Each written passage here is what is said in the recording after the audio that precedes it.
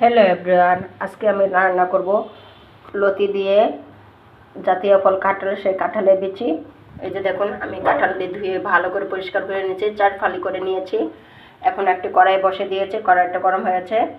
পেঁয়াজ আর রসুন আমি একসাথে দিয়েছি,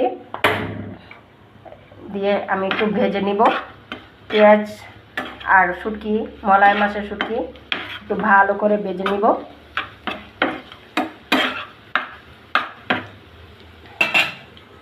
দেখুন, আমার পেঁয়াজ আর শুটকি ভালো করে ভাজা হয়ে গেছে। এখন দিয়ে দিব 1.5 চামচ রসুন বাটা। শুটকি আর পেঁয়াজের সাথে ভালো করে ভেজে নিব, যাতে রসুনের কাঁচা গন্ধ না আসে। দেখুন, রসুনটা আমি ভালো করে ভেজে নিয়েছি। এখন দিয়ে দিব 1/2 চামচ হলুদের গুঁড়া, 1/2 চামচ মরিচের গুঁড়া, 1/2 চামচ ধনিয়ার গুঁড়া দিয়ে ভালো করে মিশিয়ে নিব।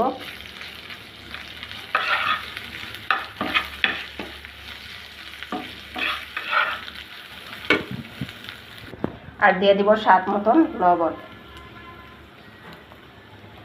আর অল্প পরিমাণ একটু পানি দিব। মশলাটা ভালো করে কষিয়ে নেব।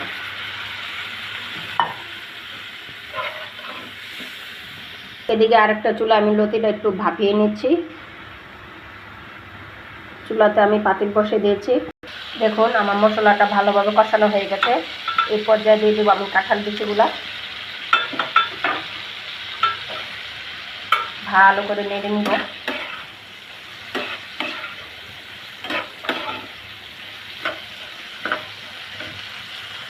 ভালো করে মশলার সাথে কাঁঠাল বিচিটা মিশিয়ে নিয়েছি। এখন একটু পানি দিয়ে দিব, যাতে কাঁঠাল বিচিটা সিদ্ধ হয়ে যায় ভালো করে।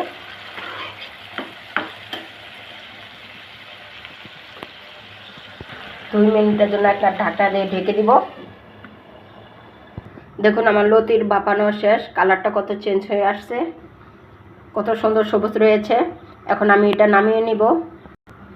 এখন এটা নামিয়ে নিচ্ছি। এখন আমি ঢাকনাটা উঠাবো। দেখুন, আমার কাঁঠাল বিচিটা ভালো করে কষানো হয়ে গেছে এবং সিদ্ধ হয়ে গেছে।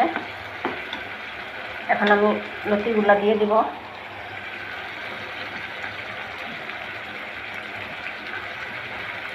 এই পর্যায়ে দিয়ে দিব 4-5টা কাঁচামরিচ মাঝখানটা কেটে নিয়েছি।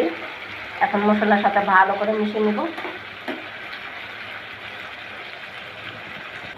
এখন আমি মশলার সাথে ভালো করে লতিটা মিশিয়ে নিয়েছি।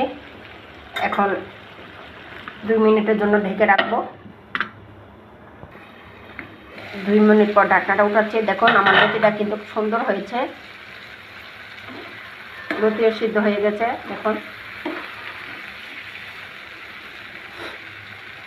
এই পর্যায়ে দিয়ে দেব আমি ধনিয়া পাতা কুচি।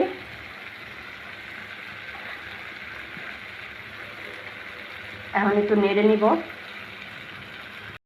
আমার লতিটা কিন্তু হয়ে গেছে। এখন আমি চুলাটা অফ করে দিব, একটা পাত্রে ঢেলে নিব।